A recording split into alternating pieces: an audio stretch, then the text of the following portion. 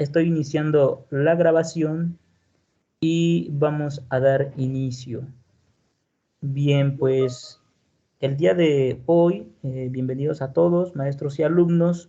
Vamos a darle continuidad a una serie de pláticas que la Academia de ICE ha programado desde el semestre pasado y en esta ocasión, en el marco del programa de divulgación científica en preparatoria agrícola, en donde queremos hacerlo un poquito más amplio. En esta ocasión vamos a escuchar la plática de la maestra Lilian Guadalupe López Chávez, quien es catedrática de tiempo completo en el área de biología de la preparatoria agrícola. Está a cargo del jardín invernadero y azotea verde de crasuláceas en dicha área. Ha descrito 2 especies de la familia y es coautora del libro Las crasuláceas de México. Antes de darle la palabra, recordemos que al finalizar, levantamos la mano para las participaciones, dudas o comentarios y pues iniciamos. Maestra Lilian, adelante. Muchas gracias, buenas tardes. Pues aquí están mirando fotos de esta familia de plantas, que en términos técnicos le nombramos crasuláceas, pero las personas de manera coloquial les dicen siempre vivas. También escuchamos el nombre de suculentas y bueno, es una familia de amplia distribución, se encuentra en todo el mundo, se puede decir, en todos los continentes, y tiene aproximadamente 1,400 especies. En México tenemos como 410 especies de esta familia. Como ustedes verán en estas fotos, estas son mexicanas de diferentes lugares del país. Ellas crecen principalmente en zonas áridas y semiáridas y en las cañadas, prefieren las cañadas de estos lugares. Y si se dan cuenta, esta suculencia pues es debido a que son sumamente eficientes para colectar el agua cuando llueve, que es raro, pero pues la guardan en sus hojitas en este caso. Hay suculentas que las guardan en los tallos como los cactus, entonces por eso de ahí ese nombre. Bueno, entonces ahorita yo les voy a mostrar una planta que no es suculenta, pero lo hago con el fin de que se den cuenta de que es muy importante que propaguemos plantas mexicanas, porque si no corremos el riesgo de tener otro tipo de plantas que les llamamos exóticas, que invaden rápidamente los espacios y pues evitan que crezca la fauna o la flora nativa, ¿sí? Bueno, aquí tenemos una de la familia Crasulaceae. Aquí ustedes ven sus flores, por eso gusta tanto a las personas, pero es africana. Entonces, hasta hace 20 años se comercializaba mucho las crasuláceas africanas y europeas, porque no había mucha investigación en México de las especies mexicanas y a la gente le gustaban mucho estas plantas, porque pues si se dan cuenta, pues está bonita. A esta le dicen Kalanchoe de Madagascar o Kalanchoe candelabro, ¿no? Por la conformación de sus flores. Y la familia, la especie es Biophyllum delagoense. Que bueno, ahorita por lo pronto no se preocupen de esos nombres, ¿no? Ya cuando sigan su instrucción, llegarán a la clase de biología vegetal, en donde, bueno, van a escuchar al respecto. Bueno, esta es una especie introducida de la misma familia, Crasulaceae. pero como les dije, les quería yo mostrar el problema de la flora introducida. En este caso, tenemos a este pasto. Este pasto se tiene el epíteto específico villosum. De momento no recuerdo la especie. Bueno, sí, la especie, pero el epíteto es villosum. Entonces, es un pasto africano y se ha utilizado mucho en las azoteas que se están haciendo, en parques, en jardines. Aquí en nuestra escuela, cerca de Chapingo, está un centro que hicieron, le llaman Centro Cultural Mexiquense, y la utilizaron como planta de ornato. Entonces, ahorita nosotros en los lugares aledaños tenemos el problema de que se diseminó de esta manera. Y es un gran problema porque aquí las personas de estos lugares crían borregos porque se consume mucho la barbacoa. Pero estos borregos comen a esta plantita. Aquí les puse una señalización y aquí se ve como esta sí es del lugar, de hecho es del mismo lugar de aquí, entonces cerca de las pirámides, como a 20 minutos de las pirámides de Teotihuacán. Entonces aquí este es de internet para que vean cómo es la inflorescencia de ese pasto nativo. Aquí un acercamiento, le dicen pasto navajita. Ese sí le gusta a los borregos. Entonces aquí el problema es que al llegar este invasor, pues ya estos borregos ya no, la planta que les gusta, pues ya no la tienen. Y es que pues como esta es depredada por diferentes animales, la consumen, y a esta no la consumen, de ahí el problema de que esta se expanda porque no tiene depredadores, ¿sí? Y lo mismo pasa con esta, con Bryophyllum, ¿sí? Bueno, entonces sigamos. Esa planta Bryophyllum, aquí tenemos un espacio, también es el mismo. Acá atrás estaba el Villosum, el pasto, con la inflorescencia blanca. Y yo andaba por ahí y tomé esta foto, y aquí está el Kalanchoe de Madagascar. Y las personas que nos invitaron, pues nos mostraron sus plantas en su azotea. Y bueno, les gustan mucho los cactus a esta persona. Todas sus plantas estaban así. O sea, estas plantas exóticas invasoras se reproducen muy, muy fácil e inmediatamente colonizan los espacios. Y aquí en su azotea, pues imagínense, tenía este plástico, seguramente 1 miligramo de suelo, y aquí está la planta, ¿no? Entonces, pues ya le advertimos del riesgo de tener a esta planta, porque va a empezar a ocupar el nicho de la planta que sí es nativa de ese lugar. De hecho, como a esta persona le gustan mucho las suculentas, nos dijo que ahora que se hizo toda esta destrucción, porque fue cuando pasaron los camiones llenos de tezontle para el aeropuerto que se canceló en Texcoco, destruyeron todo esto y crecía en las cañadas esta Echeveria, es el género, es una crasulácea mexicana, que pues ahí en la zona, como les digo, les dicen siempre vivas, y él fue y rescató algunas plantas y pues ahí las tiene más o menos creciendo para ver si en algún momento puede ir a ponerlas pues en lo que quedó del cerro, ¿no? De la destrucción. Y aquí, fíjense, la gravedad de esto, ¿no? Y aquí arriba yo les muestro, es un jovencito, así como ustedes, que le encantan las crasuláceas, y me manda esta foto muy orgulloso de su terrario. Y entonces, oh sorpresa, ¿no? O sea, cuando veo aquí al canijo Kalanchoe de Madagascar, ¿no? Y ya inmediatamente lo alerto, porque si la tiene aquí, se le invade todo su terrario y todas sus plantas, así como a esta persona que vive en Teotihuacán, ¿no?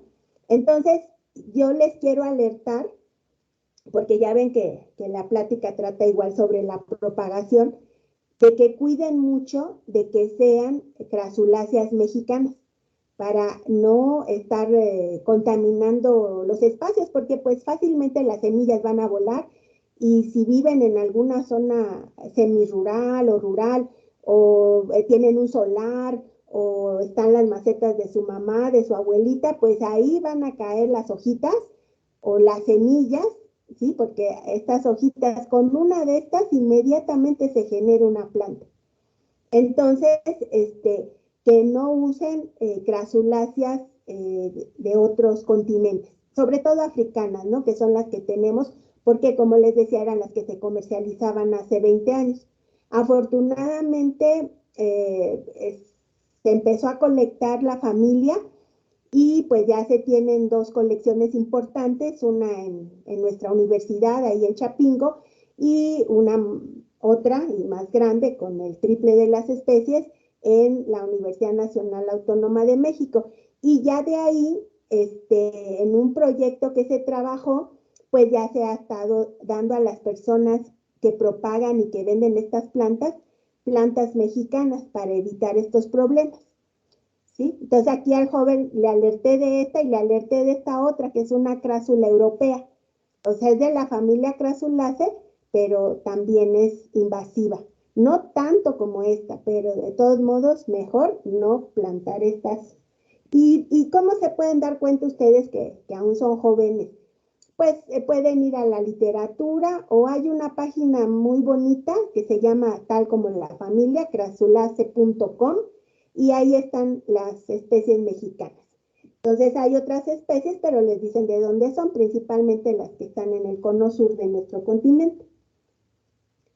Entonces aquí les pongo una foto de pues las mexicanas que se han estado colectando a lo largo de estos 20 años, que no le piden nada a las africanas en su belleza, y que pues son las que necesitamos propagar, porque como dice la plática, es una familia muy versátil, y ahorita vamos a comprender un poco más el por qué. Entonces, bueno, aquí ustedes pueden ver la familia, ¿no?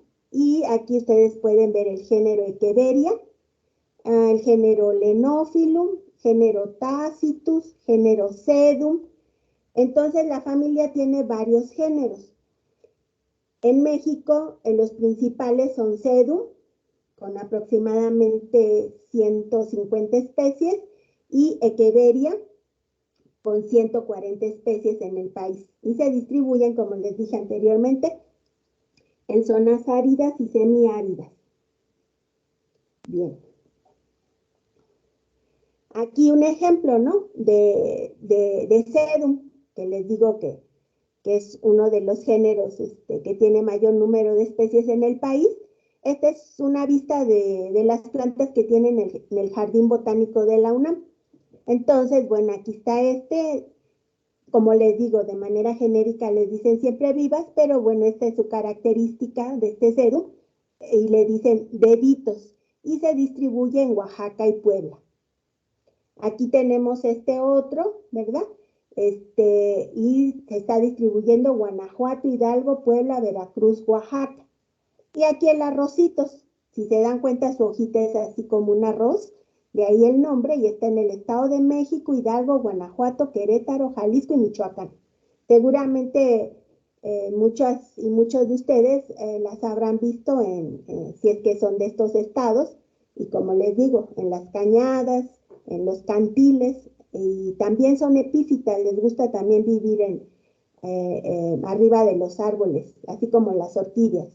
Bueno, no a todas, o sea, sí hay especies que esa es su preferencia, y bueno, pues así las pueden ustedes encontrar.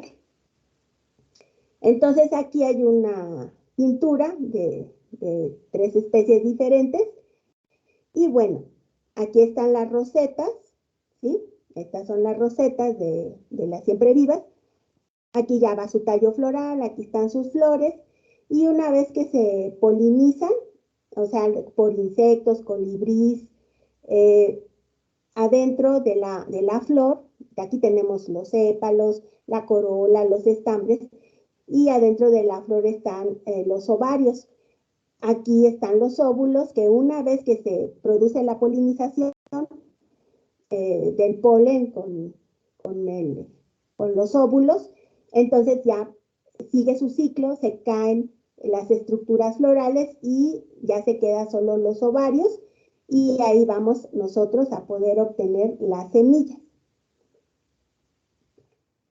Entonces, colectamos las semillas y aquí es un taller que se dio ahí. Bueno, se dan talleres ahí en Chapingo, sobre todo en la Semana de la Ciencia, y pues aquí les mostramos cómo hacer el sustrato, cómo humedecerlo, tienen sus semillas, cómo sembrarlas, ¿sí? Entonces las semillas se toman con un pincel, en el caso de las crasuláceas, con la aguja de disección se ayuda para irla poniendo sobre el recipiente o se pueden hacer microinvernaderos como son botellas de 3 litros de refresco, se corta la parte media y ya queda la base y la parte del ápice de la botella, bueno, pues sirve de tapón para que no se deshidrate nuestro germinado. Y entonces aquí pues ya empiezan a crecer nuestras plantas. Entonces, para germinar son muy sencillas de germinar y eso, pues así vamos a tener pues mucha variedad, pero también se puede hacer por hojitas, en ese caso, bueno, son clones, pero según lo que necesitemos podemos hacer uso de la propagación, si lo queremos muy rápido, si queremos recombinaciones genéticas, lo que decidamos. Una vez que ya se tienen los germinados, se puede hacer como ahí vimos, ¿no? En el curso, o con los microinvernaderos, con las botellas, o con macetas. Y en este caso, a las macetas se hace el mismo procedimiento, se tapa con película plástica de esa para los alimentos, para que siempre se mantenga húmedo el germinador.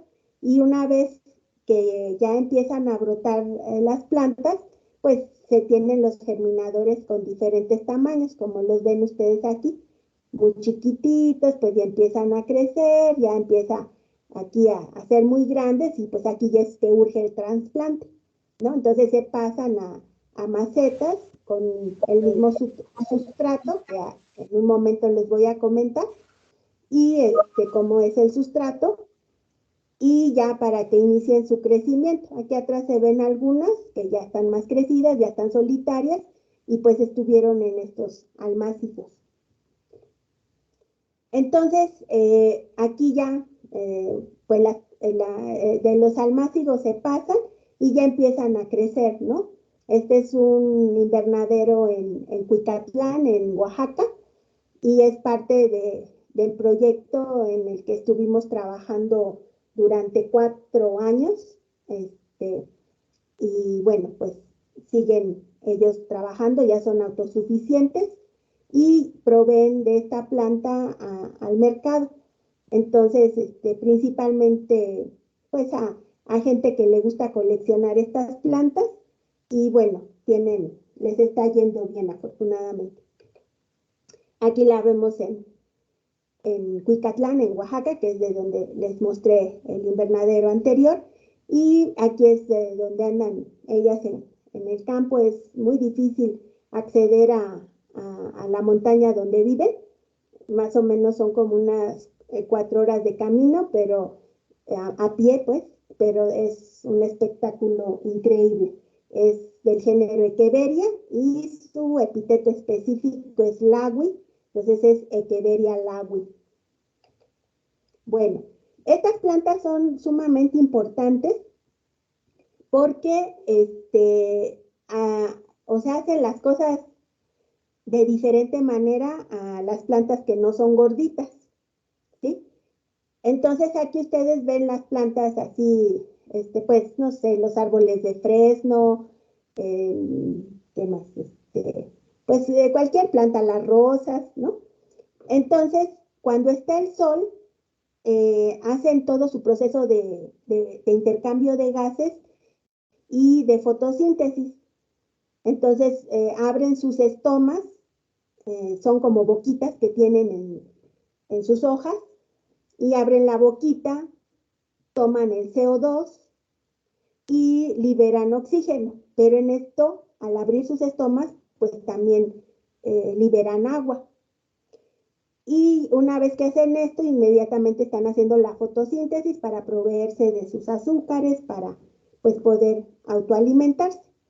Y ya durante la noche cierran sus estomas y bueno, no hay actividad fotosintética.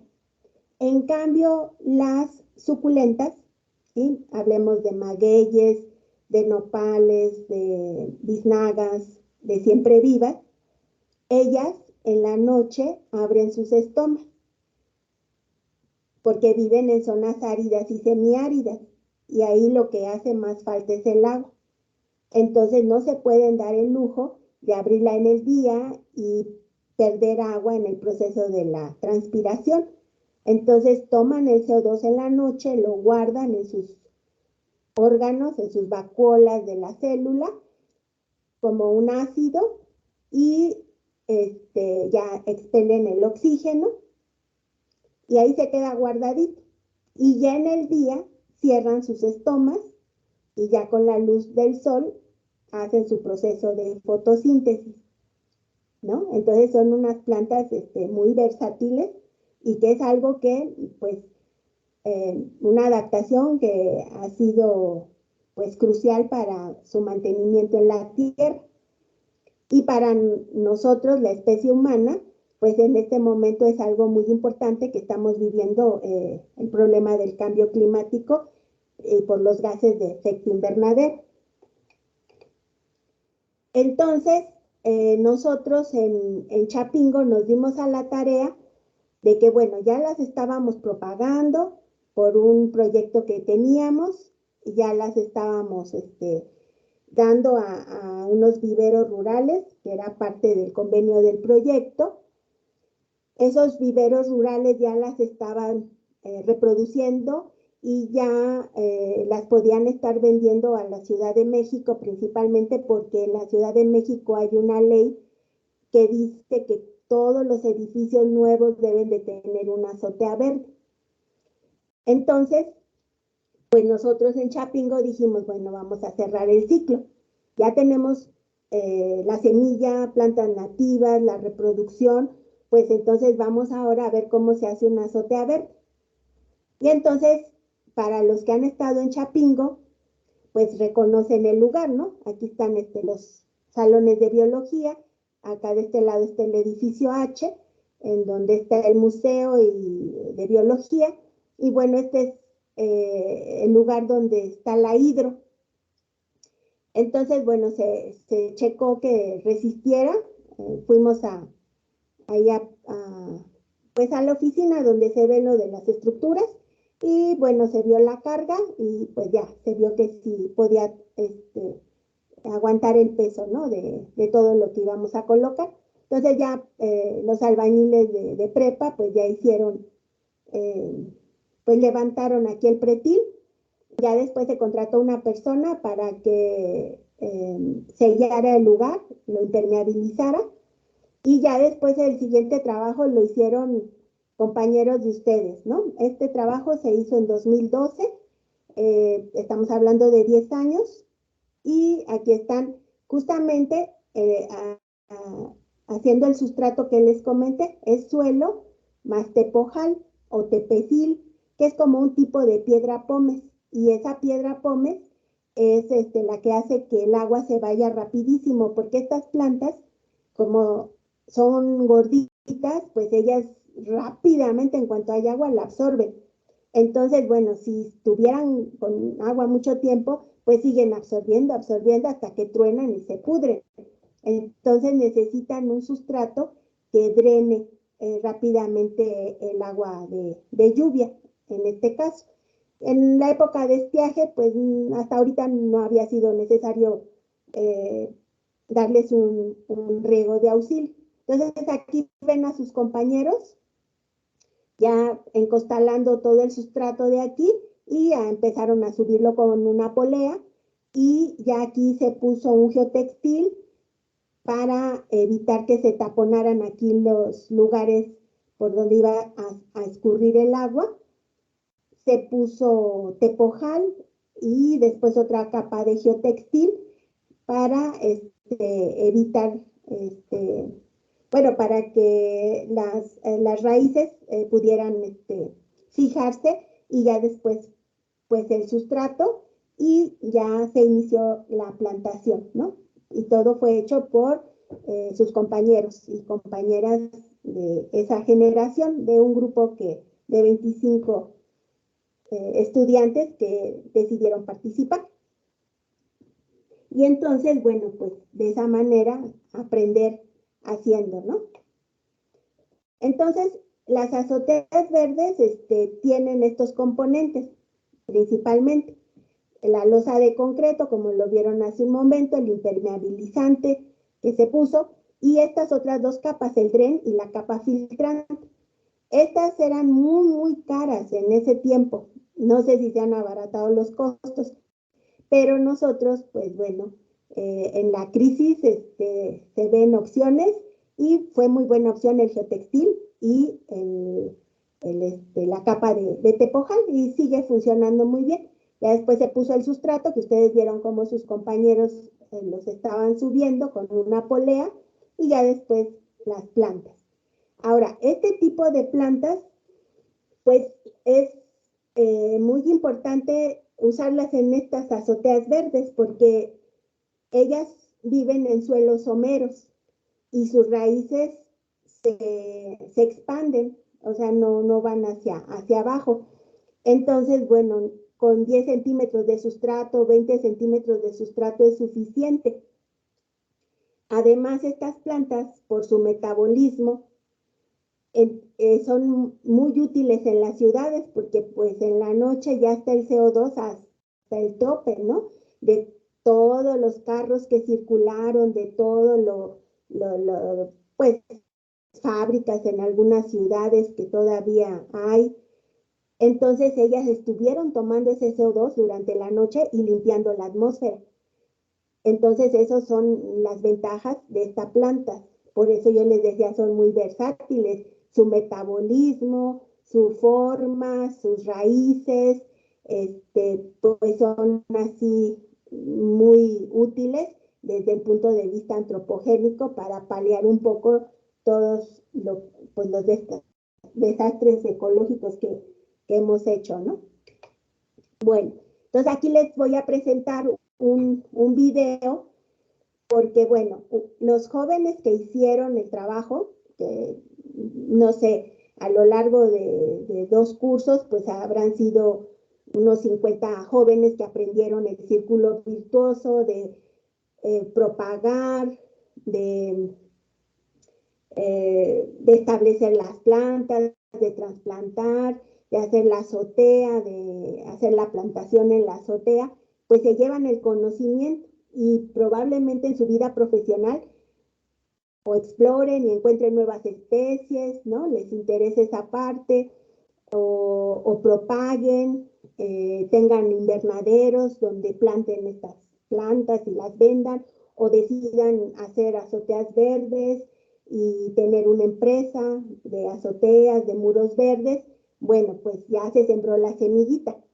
Pero bueno, pues ese espacio que quede ahora para otras generaciones, y así lo estuvimos haciendo año con año, en diferentes momentos, semana de la ciencia, semana de preparatoria, en fin, o sea, en diferentes momentos. Aquí, por ejemplo, con un recorrido con el programa ambiental universitario, que es el PAUCH, y ahí está el logotipo en esa camisa del profesor, y bueno, pues entonces se hacen estos recorridos para que más gente aprenda al respecto de estas plantas y este conocimiento aumente y la gente se apropie de él y pues todos participemos, ¿no? Entonces aquí son 1,5 minutos para que vean ahí un poco de acción. las azoteas verdes. Vienen desde hace 20, 30 años de Alemania. En este momento es un boom en México debido a que se baja el predial a cualquier inmueble que tenga una, y los nuevos edificios que se están realizando forzosamente tienen que llevar una azotea verde. Debido a eso, aquí en Chapingo decidimos con un grupo de alumnos realizar en ese momento con apoyo del SNICS de Sinarefi. Entonces se hizo el curso en donde los alumnos estuvieron implicados en todo el proceso. Se realizó la impermeabilización del espacio, se puso geotextil, después se puso tepojal, esta que es como la piedra pómez, y nuevamente otra capa de geotextil. Todo esto para evitar que se reblandeciera la azotea y para evitar que el suelo, el sustrato, pasara y pudiera taponear los filtros en donde sale el agua. Y bueno, ha estado utilizándose en diferentes momentos para divulgar cómo se realizan las azoteas verdes. Ya el programa ambiental nos apoyó en poner la malla antiáfidos.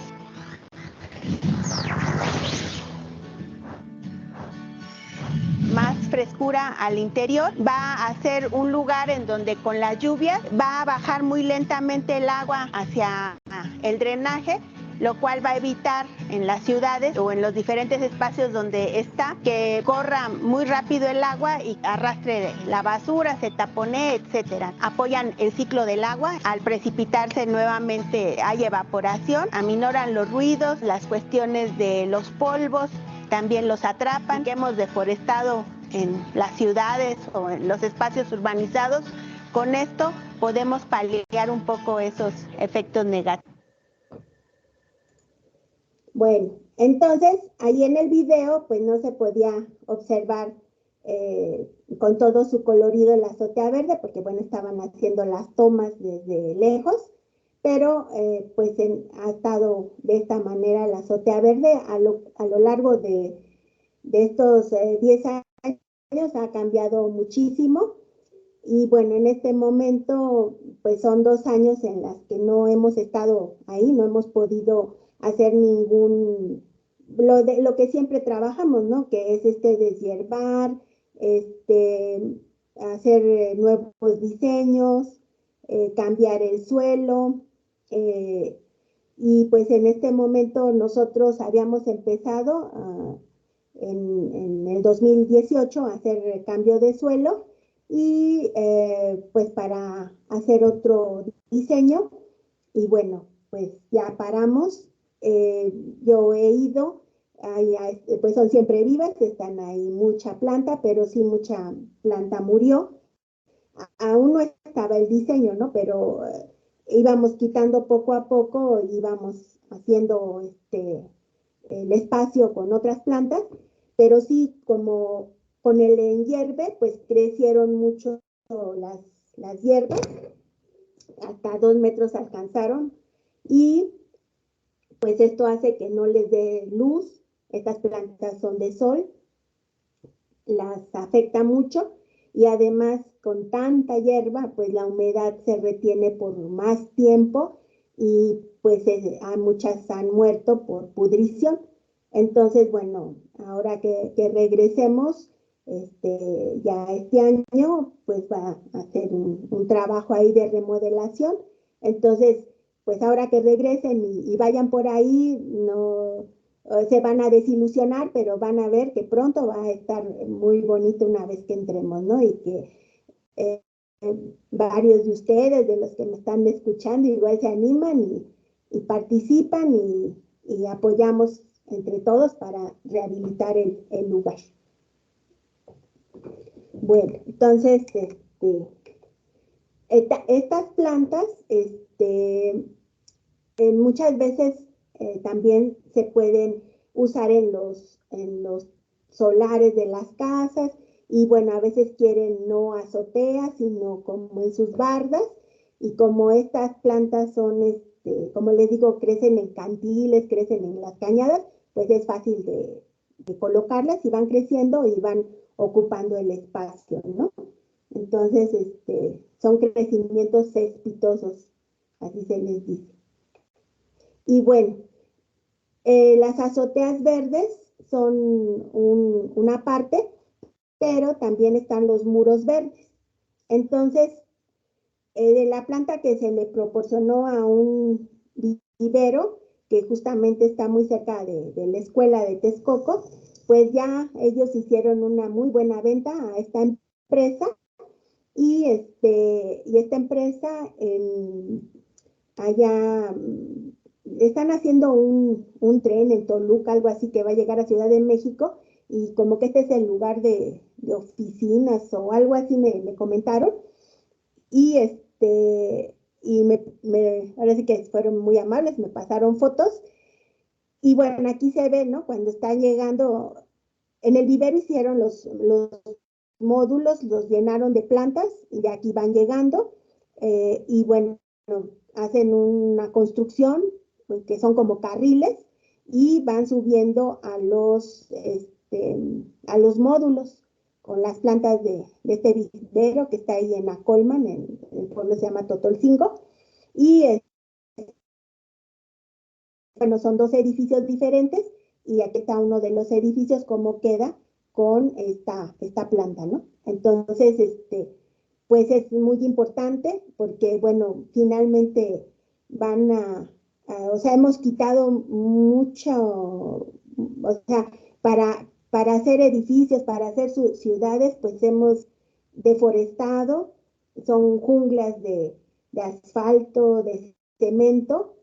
Bueno, pues entonces en sus techos, en sus paredes, tratar de reconciliarnos con la naturaleza de todo lo que hemos devastado, y bueno, de alguna manera, desde un punto de vista antropogénico, y tratando de paliar nuestra huella de carbono, pues hacer este tipo de trabajos. Y bueno, pues muchas gracias, y hasta aquí lo dejo para que tengamos tiempo de preguntas. Muy bien, Voy gracias. a dejar de compartir. Sí, maestra, gracias. Bien, ¿tienen alguna participación, alguna pregunta, alguna duda? Podemos levantar la mano y aquí respondemos.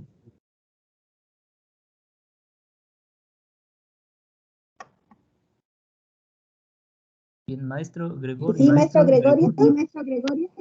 La pregunta es la siguiente: el sistema de impermeabilización que ustedes usan para proteger el techo, ¿qué vida media tiene? Hablan de 25 años cuando lo pusimos. Ok. Y una vez que llega a su vida media, al término de su vida útil, ¿sí? ¿Qué tan fácil o difícil es hacer la remoción? Sí, ya es un poco complicado, lo vamos a tener que hacer, o si yo ya no estoy, pues voy a tener que dejar como una historia de esto para que lo realicen, porque si no, sí causaría ahí problemas en la hidro. Entonces, bueno, pues se levanta todo el sustrato, se levanta el textil, todo el tepojar, y ya después, yo lo que he mirado en otras azoteas es que de manera mecánica, como si fueran como cuñas, empiezan a raspar material. Entonces, si esto vuelve a darse, seguramente va a haber en 12 años o 13 años algunos implementos más modernos, ¿no? Para hacer esto, y a lo mejor ya con una vida más larga. Ok, muchas gracias. Gracias, maestro Gregorio. Maestro Ricardo, Así bueno, que, antes de continuar las participaciones, como hay por lo menos dos manitas más, maestra Elian, le propongo que se hagan las preguntas o comentarios, y al final pues ya le doy la palabra para que se puedan responder. sí, yo las anoto. Muy bien. Maestro Ricardo, adelante. Hola, buenas tardes a todos, compañeros y alumnos. Sí, En el caso de las estas siempre vivas o suculentas, ¿hay alguna que se pueda utilizar para alimentación o como alguna reserva para que se pueda alimentar, como por ejemplo, en el caso del nopal? O bueno, ¿qué hacer, por ejemplo, cuando tenemos un muro verde o un techo verde y va a llegar un momento en el que las plantas van a crecer mucho y vamos a tener un exceso? Entonces eso se le puede dar de comer a los animales, lo podemos comer nosotros, o bueno, ¿qué se ha hecho? Por ahí yo leí un artículo en el que había bueno, no recuerdo la especie, pero había también como una suculenta. Esta se daba en la orilla del mar y bueno, le estaban estudiando propiedades antioxidantes, entonces por ahí también, no sé si en el futuro se ha planeado cuál sea, por ejemplo, la tendencia aparte del uso como azotea verde o como techo. Nada más. Bien, gracias, maestro. Adelante, maestra María Magdalena. Hola, hola, ¿qué tal? Buenas tardes y a todos. Tengo una duda, si me puedes contestar. Me comentabas que estas plantas son muy útiles para combatir un poco la contaminación del ambiente, la captura del CO2. No sé si tengan ustedes o hayan medido la capacidad de captura del CO2 por unidad de área, obviamente de acuerdo a las características de su azotea, pero si tienen algo que evalúe la eficiencia de captura de estas plantitas, o si también y si también depende de la especie, o sea, de las características del tipo de planta que coloquen con esas características. De origen sería eso. Ya hicieron algunas preguntas de las que había observado sobre el mantenimiento, pero creo que el mantenimiento es cada 25 años, ¿verdad? En general, del sustrato. Esa sería nada más. Muchas gracias. Gracias, maestra. Una participación más. Maestra Tula, adelante. Sí, gracias. Muchas gracias por la presentación, maestra. Yo tenía dos dudas. Una, si me pudiera explicar, bueno, no sé, ¿cuál sería la diferencia entre propagar por semillas o por hojas? O sea, ¿cuál es la diferencia entre esas dos? ¿Y cuáles serían como las ventajas de la propagación por semillas? Y la otra, también yo tengo duda. Bueno, más bien creo como a veces nos dicen que tener plantas en el cuarto, de hecho yo tengo muchas de este tipo en mi cuarto, y de repente me preguntan que si eso no es malo, cuál es la ventaja de tenerlas en donde uno duerme, por ejemplo. Entonces, bueno, una cosa es en nuestro patio y las azoteas verdes, y otra sería como las ventajas, cuáles son de tenerlas dentro de casa, ¿no? Que muchas veces vivimos pues en departamentos pequeños y pues queremos, bueno, nos gusta tenerlas adentro. Entonces, bueno, yo tengo esas dos dudas. Gracias. Muy bien, gracias, maestras. Bajamos la manita y le damos la palabra a la maestra Lilian. Si alguien más gusta hacer una pregunta posterior a la participación de la maestra Lilian, le podemos dar la palabra todavía. Adelante, maestra Lilian. Bien, en cuanto a recetas de plantas comestibles, pues no, pero al menos de crasulaje.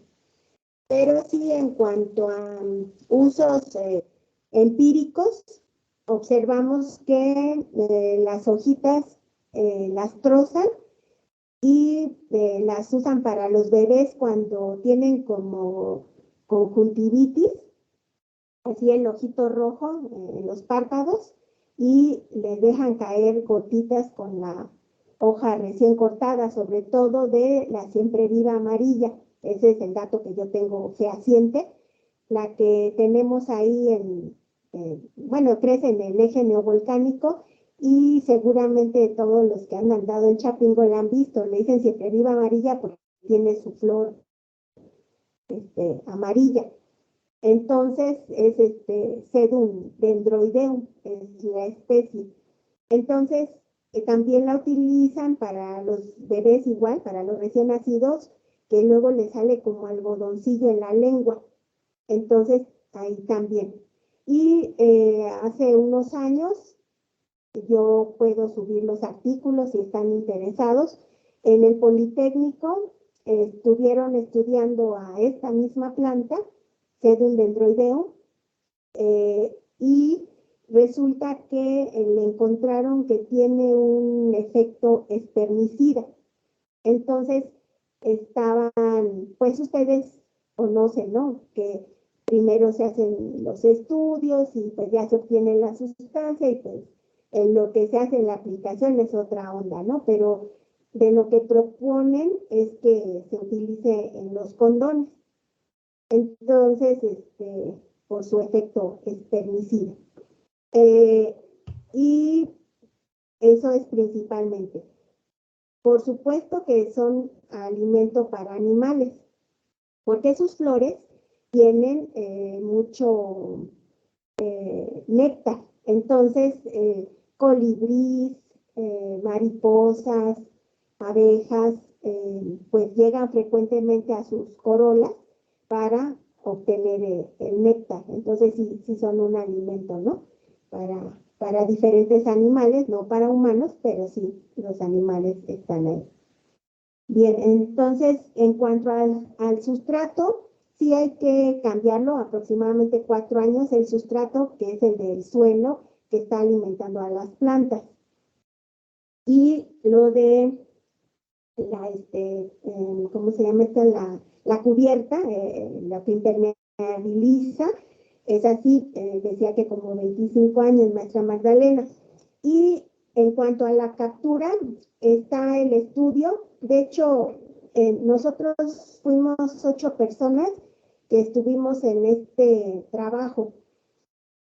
A mí la parte que me tocó fue la de reproducción y la de obtener híbridos que fueran más resistentes para las azoteas verdes. Pero dentro de estas personas que trabajaron está la maestra, que es de la UNAM, que hizo el estudio de capacidad de captura de CO2 y la verdad fue, no tengo así el dato de cuántos kilos por metro cuadrado, cosas así, pero sí está el artículo. Entonces, pues yo lo subo aquí al grupo para que lo vean. Ahorita no recuerdo el nombre de la maestra, pero sus estudiantes, sus tesistas, estuvieron haciendo eso de ver cuánto CO2 una azotea de tales medidas, cuánto CO2 capturaba. Entonces, yo lo subo para que ustedes tengan el artículo. Y en cuanto a lo de semillas y hojas, cuando se obtienen las semillas, la semilla pues tiene, o sea, la planta que va a salir de allí tiene mucha variabilidad genética de la planta madre y de la planta padre. Entonces, eso le da mucha resistencia. O sea, hay combinación de genes. Entonces, al sembrar por semilla, pues sí se va a tener una gran variedad de plantas, ¿no? Si sembramos 1000 semillas, van a ser, sí, plantas con las características de la especie, pero van a ser genéticamente más resistentes a una cosa, a otra o a otra, ¿no? Entonces, a que si sembramos por hojas. Entonces, por semillas, el inconveniente para un invernadero de reproducción es el tiempo, porque pues vamos a tener una planta adulta apta para la venta en un par de años o 3 años. En cambio, si lo hacemos a partir de hojas, esas hojas las ponemos sobre el suelo y en medio año ya tenemos rosetitas. Y entonces en un año pues ya tenemos planta para venta. Pero el problema va a ser que no hay variabilidad genética y que si en ese invernadero, como el que vimos de Geveria lagus, de pronto cae un hongo una bacteria, un virus, arrasa con todo, porque no hay variabilidad genética, no va a haber plantas que sobrevivan. En cambio, si lo mismo, un virus o lo que sea cae en un invernadero donde todas son producidas por semilla, pues morirán algunas, pero otras no, y además ahí pues ya tendremos hasta plantas resistentes a esas enfermedades. Es como lo que pasó con los magueyes, ¿no? En los 90 con el tequila, que justamente le llegó un virus y una bacteria y acabó con todo lo que tenían en Tequila, Jalisco, y se produjo el gran problema, ¿no? Del tequila, cuando todo el mundo quería su tequila, ya exportaban a medio mundo, se les cayó la planta, ¿no? Y justamente fue un chapinguero, ¿no? El doctor Larque, que pues les apoyó, y pues era eso, ¿no? Tenían que hacerlo por semilla, ¿no? Entonces, bueno, pues 9 años después ya tuvieron sus primeras producciones y de mientras Oaxaca le surtió del maguey, ¿no? Que bueno, el maguey que se bebía en ese tiempo, pues no era agave tequilana, ¿no? Sino era de los magueyes de Oaxaca, ¿no? Potatorum o angustifolia. Pero bueno, ya ahorita, pues ya nuevamente está la denominación de origen y bueno, pues ya es tequilana.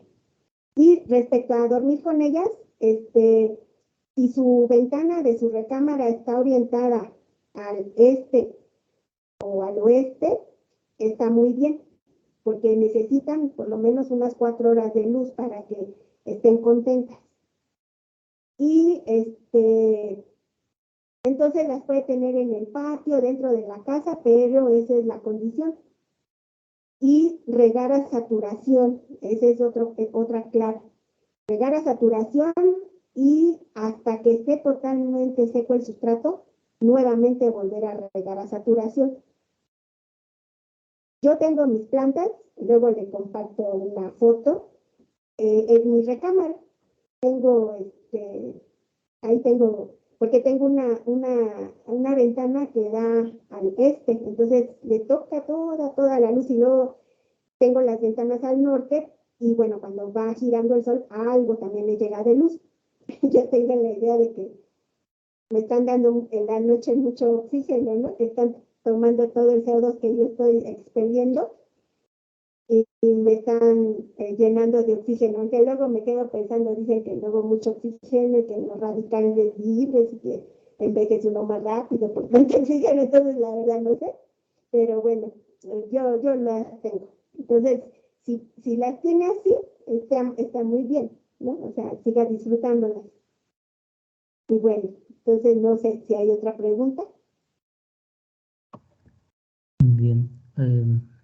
Al parecer ya no. Había una manita levantada por ahí, pero a ver, ya está otra vez. Adelante, maestro Antonio. Sí, básicamente lo que yo quiero hacer es un comentario. Ha habido mucha promoción de azoteas verdes. Hemos visto, por ejemplo, las promociones que hace Jerónimo Reyes sobre azoteas verdes a cielo abierto. Hemos estado viendo desde hace unos 25 años en Chapingo las promociones alemanas. Y bueno, yo creo que la gente cuando ve esto, pues de alguna manera se entusiasma. Sin embargo, los que no se han involucrado en la conservación o en la propagación, pues piensan que esto es muy sencillo.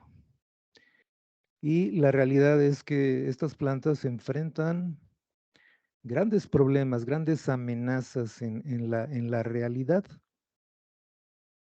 Entre las amenazas, pues tenemos, por ejemplo, el granizo.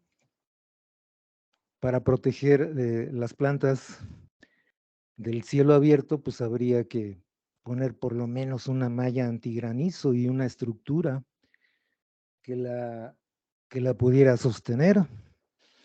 Entre estas plantas hay muchas, ahora que mencionaron las equeverias, pues que no resisten la radiación solar directa, ¿no? Que necesitan cierto sombreado. Esto ya requiere pues una inversión para poder conservarlas.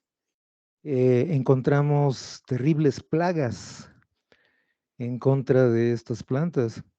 Aquí en la zona metropolitana y en algunos otros estados de la República, tenemos un lepidóptero, que es Calophrys jami, el cual es un dolor de cabeza para toda la gente que conserva o trata de conservar echeverias a cielo abierto, echeverias a cielo abierto, ¿no? Simplemente ovoposita y sus larvas acaban con las plantas y no hay ni siquiera un pesticida sistémico que pudiera evitar el problema. Tenemos otras plagas, tenemos áfidos, ¿no? Y las consecuentes enfermedades criptogámicas que ocasionan estos animales. Tenemos los pseudococcus, terribles plagas difíciles de controlar, ¿no? Y que requieren pues de protocolos de saneamiento que no son baratos, ¿no? Sobre todo si se trata de una área grande. Tenemos botritis, tenemos mildiu, en fin, una serie de cosas que definitivamente para una persona común y sobre todo que no conoce, pues le resultaría difícil conservar. Ya simplemente a nivel de invernadero, pues es todo un reto conservar, por ejemplo, echeverias, ¿no? Se requiere mucha atención, mucha prevención para no perder las plantas, ¿no? Yo en este momento en casa, por ejemplo, en el invernadero tengo, pues no sé, echeverias de diferentes especies, pollux, perlebón, etcétera, que están presentando problemas así de la nada, ¿no? Cuando se les mantiene en condiciones que podríamos decir pues son apropiadas para ellas. Entonces, pues esto no es fácil. Hemos visto, por ejemplo, la azotea que se construyó en los departamentales hace más o menos unos 25 años, pues se convirtió en un cementerio, ¿no? Vemos muchos muros verdes en la Ciudad de México que son también ya unos cementerios, o sea, eso no es sencillo de conservar. La misma área de biología ha llevado, por ejemplo, ahí a sus terrenos Echeveria gibiflora, ha llevado Echeveria elegans y muchas otras que pues en este momento están muertas, ¿no? Entonces yo creo que habría que, aparte de la promoción, pues por lo menos enterar a la gente de todos estos problemas, ¿no? De tal manera que no se lanzara así nada más a tratar de construir una azotea verde. Desde luego que hay especies, hay plantas que pudieran resistir muy bien las condiciones a cielo abierto, ¿no? Se me ocurre, por ejemplo, pues muchos agaves, ¿no? Pero otro tipo de plantas son muy delicadas, echeverias, sedums, graptoverias, graptopetalum. Muchas de ellas no resisten las condiciones que se proponen y creo que habría que decirlo a la gente interesada. Era nada más ese comentario, muchas gracias. Gracias, maestro Antonio. Maestra Lilian, no sé si quiera complementar el comentario.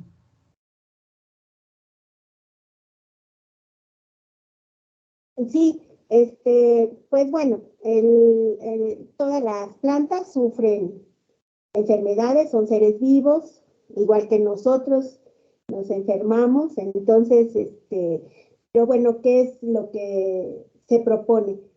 Mientras se le den las condiciones adecuadas de nutrición, las plantas van a poder resistir muchos ataques de virus, de hongos, de bacterias. Entonces, pues sí, en este momento el maestro hace referencia a que está, pues sí están muy feos los espacios, claro que sí, pero es porque no hemos estado cuidándolas como todos los años, no hemos estado allí, entonces han sobrevivido, pero sí han sobrevivido, o sea, yo yo he ido a los espacios y están sobreviviendo, o sea, y algunas especies hasta, o sea, están muy bonitas, pues. Entonces, desafortunadamente, sí saqué fotos, pero ahorita no las tengo para rápido mostrárselas, pero están los macizos de sedum, están los macizos de Echeveria elegans, como menciona el maestro, y están bastante bien, o sea, sí están, es más, están creciendo juntos y están evitando que hierbas crezcan entre ellos. Claro, están rodeados de hierba, pero sí están los macizos de plantas, entonces de ahí vamos a poder proveernos para volver a rediseñar. Entonces, bueno, son seres vivos, sí se necesita cuidarlo como a cualquier ser vivo, como nos cuidamos nosotros, cuidamos a nuestros hijos, a nuestros bebés, pues a las plantas hay que cuidarlas, o sea, no, pues están ahorita en el abandono, pero hubo buenos tiempos que pues al menos los maestros pues sí se dieron cuenta que estuvo ahí bien los espacios. Entonces, bueno, ahorita sí va a ser muy triste el regreso, pero va a ser por poco tiempo. Entonces, mientras se les dé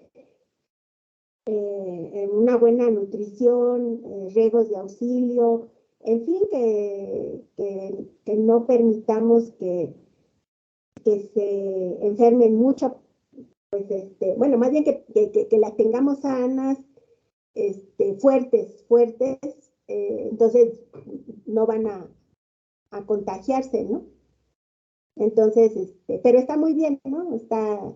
Se equilibra la plática, ¿no? La parte, como dice el maestro, así un poco oscura, y bueno, la parte emotiva, y bueno, así es la vida, ¿no? Y pues así son la vida de las plantas. Y bueno, ese sería mi comentario, y muchas gracias. Bien, muchas gracias, maestra Lilian. Ya no hay más comentarios, con esto entonces podríamos cerrar el ciclo de participaciones y la plática. Agradecemos, maestra Lilian Guadalupe, la plática del día de hoy, muy ilustrativa e interesante. Y pues bueno, recordemos también que en lo próximo estaremos programando otras pláticas más. Le cedo la palabra, maestra Tula, no sé si quiera complementar sobre las siguientes pláticas, algún comentario sobre ello y también invitación, ¿verdad? Sí, pues ahorita tenemos a un profesor que quiere dar una plática y bueno, nada más estamos por a que nos envíe su título. Yo creo que serían 2 semanas, justo antes de irnos de vacaciones. Entonces, pues le vamos a hacer difusión para que puedan integrarse. Y gracias por participar hoy. Gracias, muchas gracias, maestra Lilian. A ustedes, muchas gracias, hasta pronto. Hasta pronto nuevamente, le agradecemos y pues muy buena tarde a todos. Gracias por haber asistido a esta plática. Nos podemos desconectar. Muchas gracias, estuvo muy interesante, gracias. Sí, Hasta muchas luego. gracias. Sí, Gracias. muchas gracias. Hasta luego. Saludos luego. a todos, buenas tardes. Hasta luego, maestros.